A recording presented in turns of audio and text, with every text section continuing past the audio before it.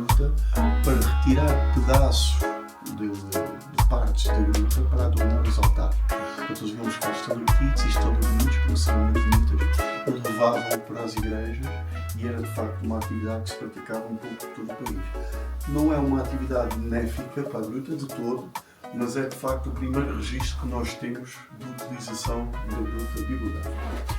Depois disso, temos em 1878 uma obra de um senhor de nome Pino Leal, historiador do seu tempo, dedicada a diferentes recursos geológicos do nosso país, na qual 3 das páginas foram precisamente para falar da nossa gruta em questão. A obra ficou bastante conhecida, o Sr. Pino Leal falou da nossa gruta como sendo uma das mais belas da Europa e, portanto, 2 anos mais tarde foram feitas cá as primeiras escavações. Essas aí foram praticadas por António Mendes, geólogo do seu tempo, e foram realizadas precisamente na zona onde nós nos encontramos agora, portanto, nos primeiros 10 a 15 metros de entrada. O que é que foi encontrado aqui? Ossadas animais, naturais e trabalhadas para ferramentas. Há de referir que as escavações foram feitas cá e também num espaço próximo. Contudo, o que a bibliografia nos indica é que os artefactos foram encontrados na gruta. Portanto, para além das ossadas animais, foram encontrados fragmentos de cerâmicas, fragmentos de sílex, um tipo de rocha trabalhada de forma comum no Neolítico para a produção de lâminas, e as que foram encontradas aqui seriam cerca de 30, com vários formatos e, portanto, para diferentes funções, e ossadas humanas. Ossadas essas que foram datadas de 3200 a 3700 anos antes de Cristo. Portanto, mais de 5000 anos, que corresponde ao mesmo período do Dolmen de Alcobertas, que era o povoamento mais próximo aqui da região.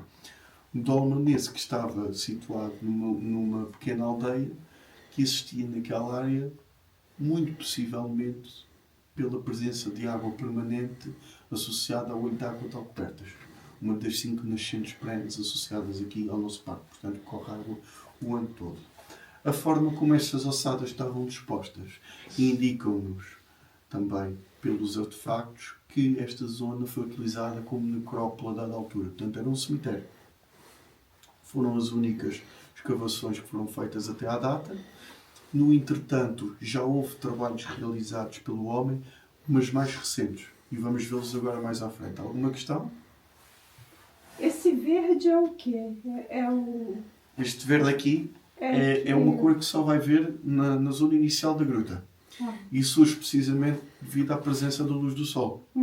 Que chega aqui porque temos a entrada muito próxima. Mais à frente, como já não há luz, já não há fotossíntese praticada por estes líquenes que temos aqui, briófitos, que são musgos, e portanto já não vamos ter esta tonalidade de verde. Se reparar até nessa rocha que está aí ao seu lado esquerdo, nós aqui deste lado não conseguimos ver verde, porque estamos do lado contrário ao sol. Mas você daí consegue ver que temos verde do lado da porta, não consegue? Consigo. Pronto, deve-se precisamente a essa situação. Do interior da gruta. Aqui à minha direita temos algumas marcações na rocha que nos indicam o quê? Que esta rocha foi partida. E foi partida precisamente nas obras que eu vos falava há pouco. Estas aqui realizaram-se antes do 25 de Abril e pretendiam dinamizar a atividade dentro da gruta. Portanto, artificializar um bocadinho como as outras grutas que estávamos a falar há pouco. A ideia era que o percurso fosse circular e, portanto, entrava-se por aqui e saía-se por uma segunda entrada que foi feita artificialmente na zona onde deixámos a carrinha lá atrás. Okay. Essa entrada, no entanto, foi sair a uma altura elevada dentro da gruta e como as obras não chegaram a ser finalizadas, nunca chegou a ser utilizada nesse sentido. Portanto, deu-se o 25 de Abril no entretanto e, portanto, as obras terminaram. Ainda assim, temos o acesso facilitado em vários locais devido a estas explosões que eles faziam cá dentro e a partir a rocha também com pontas. Se chegarem um bocadinho mais à frente, conseguem até ver aqui, vamos ver. Uma das ponteiras utilizadas para abrir caminho na rocha, esta que se partiu e ficou presa, eles não retiraram, portanto está aqui há cerca de 50 anos. Antigamente esta zona não dava para passar, mas passava-se por cima. Portanto, tinham escadas e cordas e as pessoas seguiam a visita por cima. e depois mais à frente desciam em direção à câmara que nós vamos agora. Aqui conseguimos perceber o local onde as pessoas passavam antes. Portanto, junto a essa cascata de calcite espetacular que está aí atrás. E passavam, seguiam por cima, até aqui mais à frente, onde começavam a descer as escadas.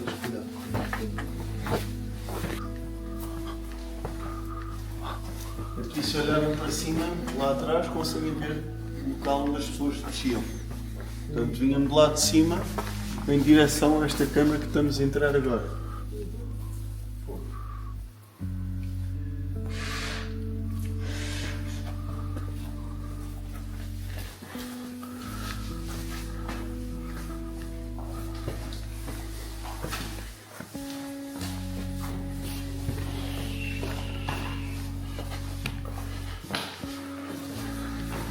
Chove muito isto aqui, acho. Não, pode acumular alguma água, mas não fica cá muito tempo. A vida da arte disseram que aquilo chovesse muito enchia. Dependendo da gruta pode acontecer. É verdade. Ela não disse. Também a ser diferente ajuda.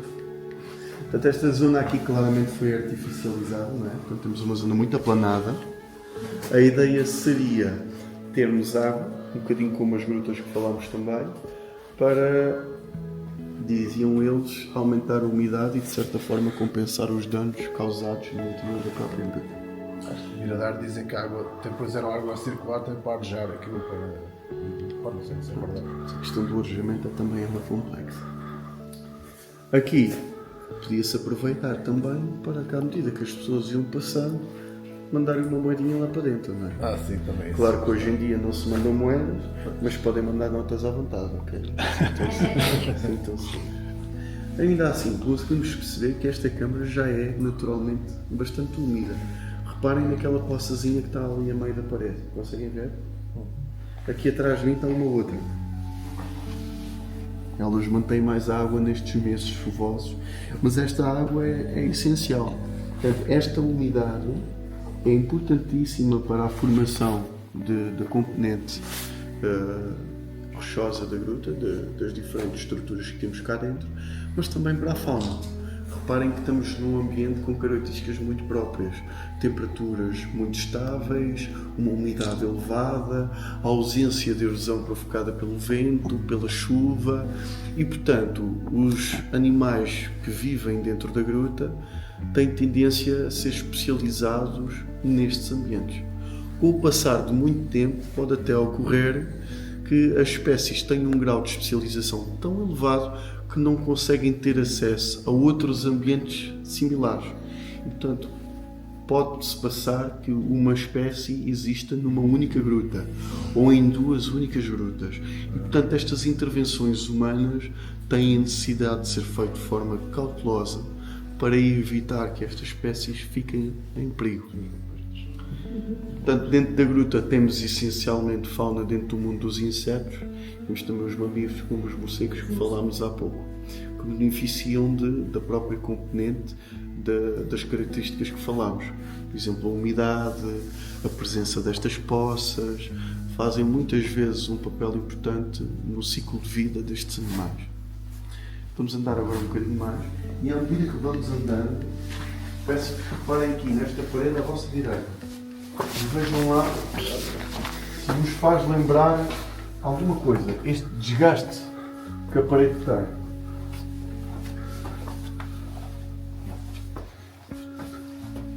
Isto é muito redondinha. Muito arredondada, não é? O que será que ela é muito arredondada? Acho que passou aqui água, não? Ora, aqui está. Diga? Olha. O mar não foi, mas há de ter sido água. Porque vocês reparem, há pouco eu referi na carrinha que as grutas, que a serra tem uma grande permeabilidade devido aos calcários.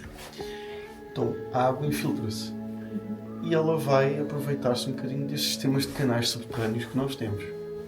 Aqui o que nós conseguimos perceber é meandro. Meandro que é a curvatura de um rio.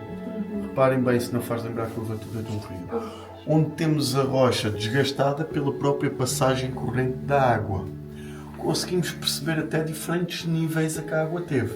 Reparem, atrás de vocês, na altura da cabeça para baixo, temos uma camada de rocha muito mais para dentro, portanto mais desgastada. A cerca de 3 metros de altura temos também um outro desnível e, portanto, isto é exemplificativo da questão que eu vos estou a falar. Portanto, a água que passou aqui, um autêntico rio subterrâneo, de forma corrente, que foi arredondando a rocha e foi estabelecendo estes limites. Contrasta bastante com o que vemos à nossa frente. Estas estruturas aqui, chamadas cascatas de calcite, também conhecido por um bolo noivo, são relativamente sensíveis e, portanto, se a água passou aqui, como se fosse um rio subterrâneo, elas estariam desgastadas também, não é? É um bocadinho estranho que elas não estejam. Não estão porquê? Porque são posteriores à passagem da água. Ou seja, a água passou, com o passar do tempo, isto são processos normalmente razoavelmente lentos, foi diminuindo em quantidade e as condições permitiram que se formassem estas estruturas. Como é que elas se formam? Falámos há pouco da infiltração das águas e da erosão dos calcários por águas ácidas.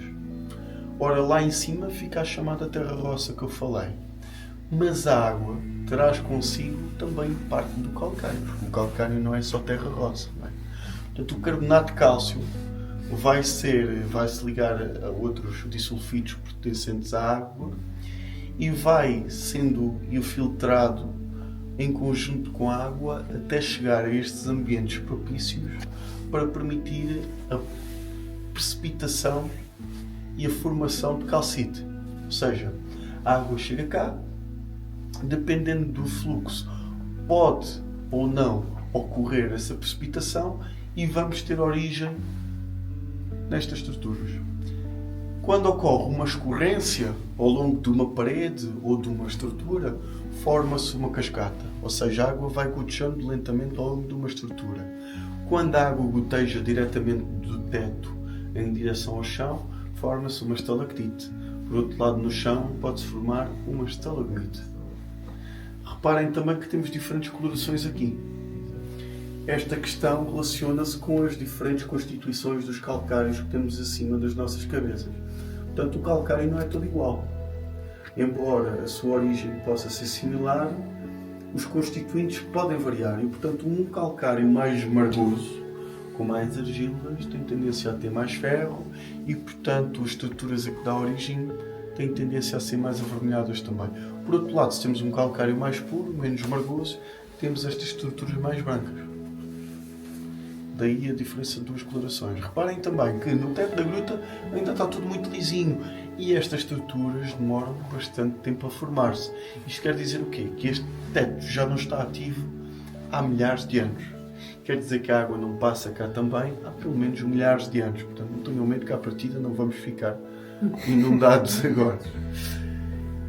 E por último, se olharmos ali para trás, na zona onde a água passou, passa a sensação que tivemos aqui alguma outra estrutura antes que foi arredondada, não é? Portanto, conseguimos ver estas protuberâncias a sair do teto que estão arredondadas. Portanto, essas estruturas saíram também bastante antigas. Agora vamos ver uma situação um bocadinho diferente deste teto que temos aqui. Vamos andar para ver.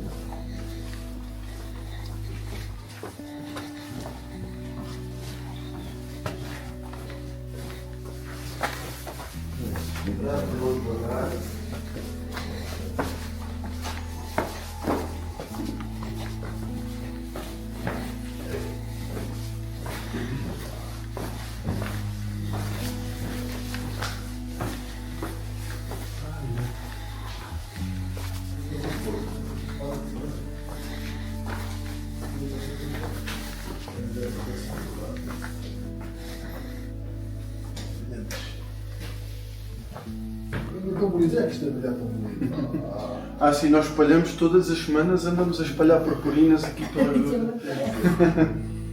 Não, isso é espetacular. Já por ser Natal. A calcite tem dessas coisas, pá, é incrível.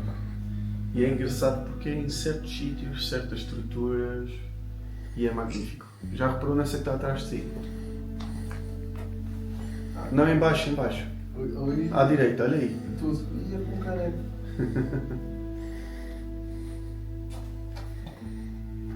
Espetacular, não é? Mas já fomos a outras grutas também que tinham este efeito. Também não era todo lado, é só em alguns lados. Sim. Espetacular. E agora bem. Lá atrás tínhamos um teto lisinho, não era? Agora reparem bem no teto daqui. Não, não, isso. Estão a ver? Portanto, aqui temos uma zona muito mais ativa. O que eu quero dizer com ativa é com formação de novas estruturas. Portanto, com umidade e com novas estruturas a formarem-se. Temos as chamadas estalactites, tites de teto. Mais fácil de decorar, assim. Portanto, elas começam como as pequeninas que nós vemos lá em cima. Como se fossem pequenas paninhas, portanto, com uma estrutura tubiforme. A água vai passando por dentro da paninha, vai-se precipitando o carbonato de cálcio, que entretanto já faz parte dos dissulfitos que a água trazia, e portanto temos calcite. Com o passar do tempo, a paninha pode entupir, a água pode passar a circular pelo lado de fora, as estalactites podem se unir, e existe uma tendência para que a base seja mais alargada e se torne mais apontada. Claro que isto não é a regra, é a tendência. Aqui à minha esquerda em cima temos um exemplo de estalactites, estas que foram partidas na altura das obras, onde podemos ver o interior da estrutura, destas estruturas, portanto, com os diferentes anéis de calcite. Por ser um local bastante ativo, consegue-se até perceber as novas estalactites a formarem-se dentro das antigas. Estão a ver? Espetacular, não é? Um outro exemplo da atividade desta câmara é à vossa esquerda. Portanto, esta zona que foi utilizada também como entulho na altura das obras está já a ficar coberta de um manto de calcite que tende a tapar este próprio entulho. Portanto, daqui a uns milhares de anos, nós voltamos cá e se viermos cá espreitar, nós já estamos a aceitar marcações, ok? Se calhar já não se vai notar o entulho. Portanto, a gruta tem esta própria recuperação de certa forma. Incrível, não é? No meio deste entulho e tal, e aqui perdidas, encontramos também estas estruturas muito interessantes. São as primas dos estalactites. Vamos ver agora mais à frente.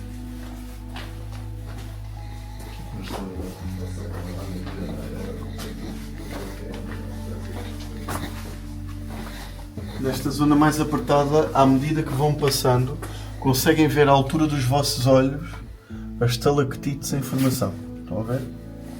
Em vários pontos. Uau. E são loucas por dentro, algumas.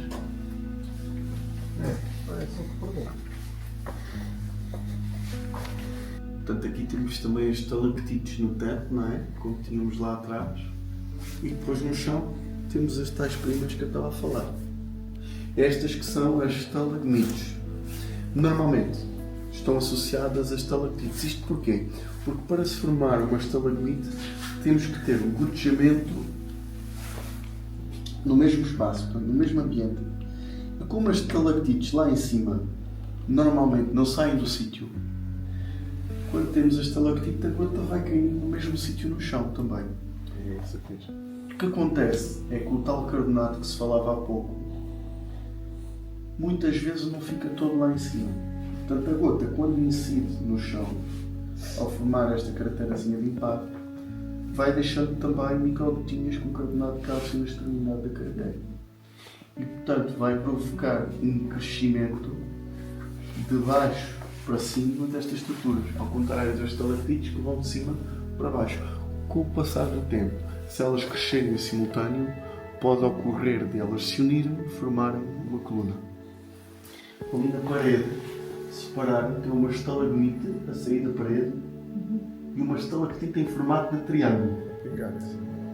Está a pingar, exatamente. E se continuar assim por algum tempo, vamos passar a ter uma coluna ali também. Estas estalactites em formato de triângulo dá-se o nome de bandeira. O processo de formação é muito similar ao da estalactite em si, mas o que temos aqui é uma confluência de duas gotinhas de água que depois vão gotejar no mesmo ponto, portanto no vértice da bandeira.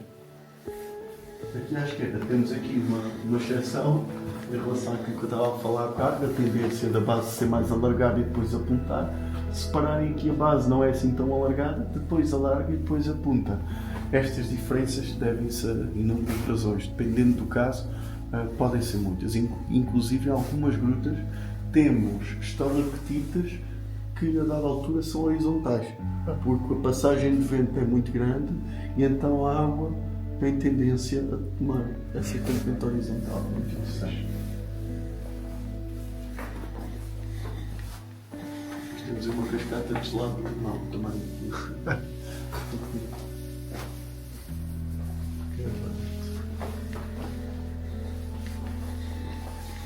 Portanto, aqui temos esta rocha. Alguém que veio aqui com um maçarico derreter. Quase que parece, não é? Os golosos dizem que é chocolate e caramelo. Mas temos aqui uma coisa muito gira. Aqui deste lado nota-se melhor. Reparem que cá em cima, isto é o quê? Pó. Temos pó. Este pó remonta da altura das obras, portanto, da década de 70. Portanto, está aqui há 50 anos.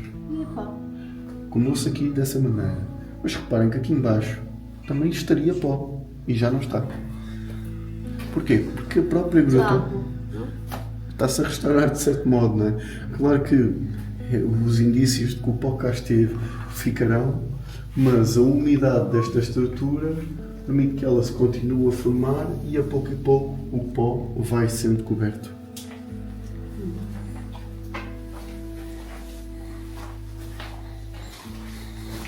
Não há hipótese de um dia as grutas terem alguma melhoria? Sim, pode acontecer, contudo, a retiragem, esse é um ponto muito importante. E depois temos a questão da retiragem destas componentes, do pó, do vandalismo, muitas vezes acaba por tornar-se mais prejudicial para a gruta ainda do que deixá-la estar. A verdade também é essa. Sim, mas pode ser estudada por parte de regeneração, há poucas grutas assim. Isso seria muito interessante. Eu, por acaso, gostava muito de perceber como é que se pode analisar estas alterações nas próprias rochas da gruta. Porque aqui no caso temos obras artificiais, mas imagine-se, as grutas formam-se também por abatimentos. E esses abatimentos também vão gerar pó, como é evidente. E deve ser super interessante conseguir ver os estratos da calcite e perceber o que é que nós temos a nível dessas diferenças, quando é que houve abatimentos, quando é que não houve, quando é que houve menos formação das estruturas porque a gruta estava mais seca. Portanto, fazer essa relação com diferentes grutas, porque se as estruturas pararem todas de se formar durante algum tempo, nas grutas todas aqui ao pé, temos indícios de quê? Período de seca. É seca, sim. E isso é interessantíssimo, não é?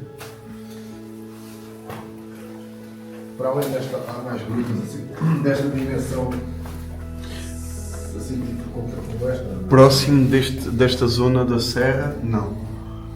E fora, eu não conheço nenhuma pessoalmente, neste estado, porque é assim, o parque tem mais de 2.000 grutas. Sério? Mas a grande parte delas é de difícil acesso, porque estão naturais e depois porque não são horizontais, muitas delas são verticais ou próximos disso, portanto só malta com equipamentos, espeleólogos, etc. é que têm acesso a elas. E há grutas grandes, mas esta aqui com 209 metros, com este caráter horizontal e com facilidade de acesso, eu pessoalmente não conheço nenhuma nestas condições. As que são mais conhecidas, que se assemelham a nível de dimensões com isto, são as que são exploradas, que eu tenho conhecimento. Por exemplo, aquelas da nascente do Almonda, não sei se conhece. Do Almonda, sim. Isso só entra mesmo pessoal especializado. Mas essas aí também já estão mais estudadas. Sim. Já estão. Sim. Mas deve ser mais ou menos também com este aspecto lá por dentro. As do Almonda, lá está, o Almonda é uma das 5 nascentes perenes, portanto, tal como a do Olho d'Água que estava aqui há bocado. E, portanto, também tenho muito interesse nesse sentido, estudar a componente das grutas lá. Por acaso era um sítio que eu gostava de ir um dia. Este corredor foi também bastante trabalhado para facilitar o acesso à parte final da gruta ali à frente. E, portanto, foi partido. E repara aqui como é que a calcita é por dentro. Espetacular. Está a ver? Antigamente a passagem fazia-se também, mas fazia-se por cima. Portanto, eu já tive com pessoas que tiveram na gruta antes das obras e elas contaram, passavam em certos sítios apertadinhos, tinham que passar de lado encolhidos para conseguir passar e continuar, mas que se passava aqui. Eu não. Eles recorreram a ferramentas manuais e as explosões, foi? Diga? Eles recorreram a ferramentas manuais, como aquela que lá estava espetada na pedra? Não, na altura eram pessoas que vinham só estudar. Portanto, Sim, mas quando isto foi aberto? quando foi aberto, com explosões de pólvora Ok. e com as ponteiras que viu lá atrás. Mas com as explosões dá cabo, muita coisa. Utilizavam martelos. Sim, as explosões que eram feitas eram um bocadinho de forma indiscriminada. Portanto, a grande maioria delas era feita de forma ilegal. Aqui na gruta foi exatamente o que aconteceu. Tanto que eram bastante arriscadas. Até houve um acidente derivado dessa situação. Podia colapsar também, não é? Sim, também. E depois muitas vezes os tiros não disparavam e a escavação tinha que continuar, e o acidente que ocorreu foi precisamente por essa situação. A pessoa... Eram duas pessoas até que estavam a abrir caminho, penso que com um martelo, e quando me mandaram, aquilo rebentou. Um dos tiros. Quem me contou isto foi uma pessoa que estava dentro da gruta no momento em que aconteceu essa situação.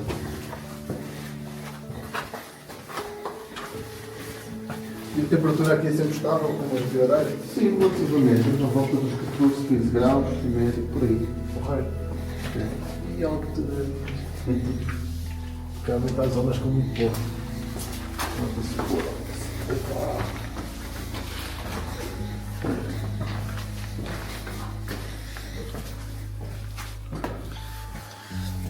Repare nos cristais que estão aqui nesta parede, aí em cima.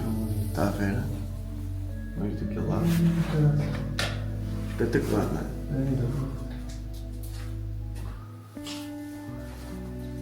E depois contrastam bastante com este teto que temos aqui deste lado. É um teto bastante alisado, que faz lembrar aquela curva lá atrás, precisamente pela mesma situação. Portanto, foi passagem de água corrente que foi desgastando e, portanto, foi deixando este teto arredondado que temos aqui, chamadas marmitas gigantes. Já ouviram falar em marmitas gigantes? Ah, sim. Um bom exemplo de fauna das grutas. São iguais àqueles que a gente tem por aí, não sei. Estes animaizinhos, esta espécie em questão, não Isopodes. sei dizer. Até porque dentro de fauna cavernícola as coisas não estão tão bem estudadas quanto isso. Sim. Começam-se a estudar cada vez mais Tenho agora. ovos no horto, quase iguais. Isso não quer dizer nada, atenção. Às vezes estas espécies separam-se por coisinhas completamente mínimas. Também no mar, acho que há uns. Eles respiram através de garras também. Não, Guardam umidade debaixo de garras, parece. eles têm sistemas de traqueio, os insetos. Portanto, eles conseguem respirar precisamente devido a sistemas de traqueio. E a forma de distinguir as espécies às vezes é tão elaborada que mesmo com uma lupa em laboratório não se consegue.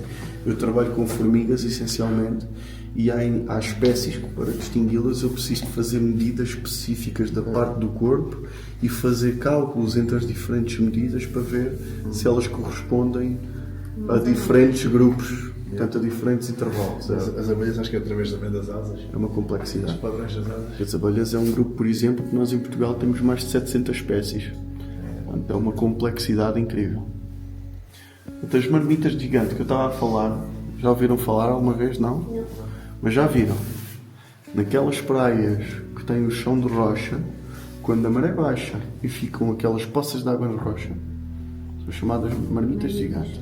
E elas formam-se também, muitas vezes, pelo contacto direto da água do mar que vai polindo a rocha, que vai erodindo a rocha e que vai formando aquela craterazinha. Aqui aconteceu mesmo, mas no teto, lá em cima.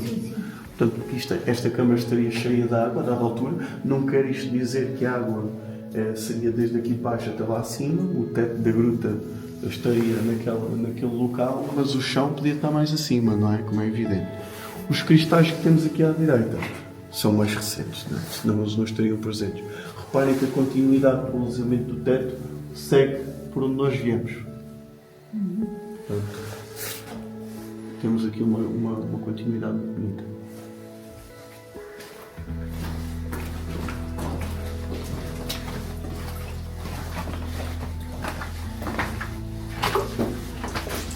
Temos uma mini gruta aqui em gira.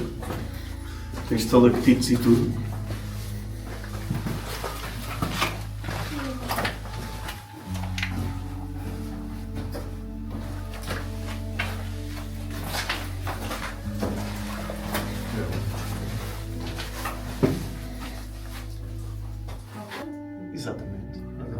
depois tem lá que tem lá fora nas pedras dos morros. É muito parecido, não é? Precisamente porque, reparem, aí onde passou a broca, ou a ponteira. Portanto, esta pedra foi partida. E, portanto, temos aqui o calcário em bruto. Aquilo que estará acima das nossas cabeças até chegar à superfície, provavelmente. Não é? Reparem também nisto que está aqui. É o quê? Tal terra vermelha, a terra roça que eu vos falava. Que se encontra onde? Nas rachas em que a água se infiltra. A água vai se infiltrando, vai degradando o calcário e vai lixando a terra roça para trás. Portanto, Este calcário com chuvas ácidas, isso vai fazer também um bocadinho daquilo, um bocadinho da terra. sim. Quase não parece bastante nada vermelho. Porque a água não passou aqui dessa maneira e não degradou o calcário dessa maneira.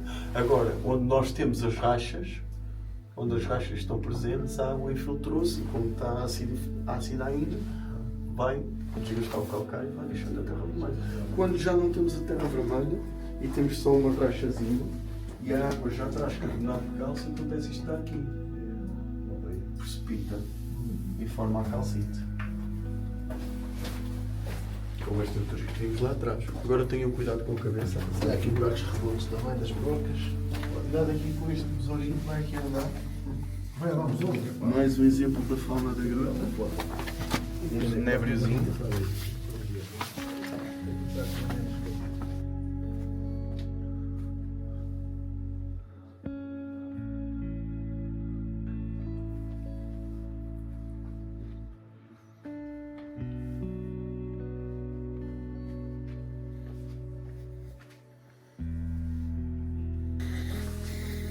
Esta parte preta já são outros minerais quaisquer. Não, olha, eu acredito que isso seja associado às antigas lanternas utilizadas na gruta. Utilizavam combustíveis fósseis e quando as pessoas se enganavam, inclinavam muito a cabeça, a lanterna estava no capacete.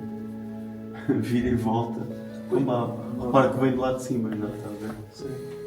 Está a ter sido alguém que andou lá por cima. Com contaminação, mas também temos alguma coxa branquinha. Não. Essa contaminação. Podem ir lá espreitar. Não sei se então ali temos a continuidade natural da vida. Cuidado só para não escorregar, que isto tem bastante argilagem. E os morcegos estão escondidos ou lá? Eles andam bem escondidos agora. Olha, até estou ali a ver. Deixa-me. Alguém tem medo do escuro? Não. Ninguém tem medo do escuro? Não. Então quando chegarem aqui a terra firme podem apagar a luz, só favor. Mas só quando chegarem a terra firme. Pode chegar aqui mais à frente. Clique então aí do lado esquerdo para desligar. Em cima. A sua já está. A sua já está. Não está, é o teu, estava a pensar. Queres que eu carregue? Carrega lá o teu poder. Essas mãos daqui à esquerda. É isso mesmo. Só falta a minha. Pode dar aí um toquezinho no telemóvel. E aqui na câmara, só para ver se elas. Se ficamos mesmo mais escuros. Um bocadinho. Também a câmera não é grande coisa. Aqui a rocha. A rocha está a uma temperatura muito constante, é a temperatura do sol. Esta poçazinha tem água o ano todo, precisamente por conta da argila, está por baixo de uma zona muito úmida. É dos poucos sítios aqui na gruta que mantém o ano todo junto à zona onde nós andamos a pé. Os morcegos que estiverem cedo vão ir beber água, não é por isso? É assim, eles normalmente, como têm que sair para ir buscar o alimento, acabam por utilizar a água lá fora. Porque eles muitas vezes bebem em pleno voo. Eu não sei se eles chegam sequer a utilizar alguma desta água. Tipo, passam por cima da água, de repente e apanham. Passam, rasante e bebem assim. Nós fizemos uma atividade no Agrual, são morcegos, é engraçado, apanhámos alguns e por anilhas, não foi? Sim. Por anilhas e epá, nós sabíamos que havia morcegos com quantidades enormes de morcegos a passar por cima do rio. Puseram uma rede, eles tiveram que tirar a rede, estavam a apanhar morcegos a mais para anilhar. E nós estamos lá e não vê nada. Sim, eles passam despercebidos. São Depois, pequeninos. quando estão mais ativos ao final do dia e à noite, nós então temos mais dificuldade a vê-los ainda. Aqui temos estas estalactites espetaculares, de formato diferente, não é? É uma junção, é como uma bandeira, mas que de um lado é uma estalactite mais alargada, não é? Você não está a pingar, agora já está. Ela foi partida, embora esteja numa zona úmida, infelizmente foi partida, mas pronto, acabamos por conseguir ver também como é que é o interior da estrutura em si. Aqui deste lado temos o exemplo de formação das bandeiras. Conseguem ver a tal questão, em que os pinos vão ao encontro um do outro e depois gotejam. Alguém marcou ali, né? Diga? Alguém marcou. Sim, mais um exemplo de bandeiras. Mas disse que o tempo também talvez vá desaparecendo. Se a zona ficar ativa, é possível que Depois temos sim. que escorrer água sempre. Aqui temos um exemplo de uma estalagmite bastante grande. Também foi partida. Outras mais pequeninas à volta. Essa foi feita por fases, tem vários. Disso deve-se ter diferentes períodos de atividade. A dada altura para um, volta. Partiu. Esta aqui seria a que estaria lá atrás, onde eu falei que se partiu na altura das obras e já tinha novas a crescer. Seria esta que lá estava original. Espera, deixa eu partir. Vamos já estamos aqui. Em relação à estabilidade disto, se houvesse um tremor de terra assim mais forte, isto teria uma tendência para. É assim, as grutas nunca são um ambiente 100% protegido dessa componente. Esta aqui em específico está bastante estabilizada em comparação com outras. E nunca ocorreu que nada que pusesse em risco a vida de alguém. É sempre uma variável a ter em conta, claro. Aqui também tem muitos milhares de anos aqui, não é? Sim, já está, por isso é que lá está muito estabilizada também. Mas claro que é sempre uma possibilidade. O que eu acho estranho é que, por exemplo, Miradouro ninguém é obrigado a usar capacete. Mas a questão aqui do capacete não é propriamente pelo perigo de rocado, é mais pela utilização que você lhe deu há bocado. É mais por aí. Aqui reparem, temos uma cascata de calcita enormíssima, temos estalagmites em cima da cascata, Também está unido. temos estalactites no teto, em forma de bandeira e temos já uma coluna em cima da cascata em si. Portanto, a gente podia ter vindo só até aqui e voltado para trás, está aqui tudo. Reparem também na grossura deste manto de calcita. Formado por gota-gota, imaginem a idade do próprio manto. Espetacular.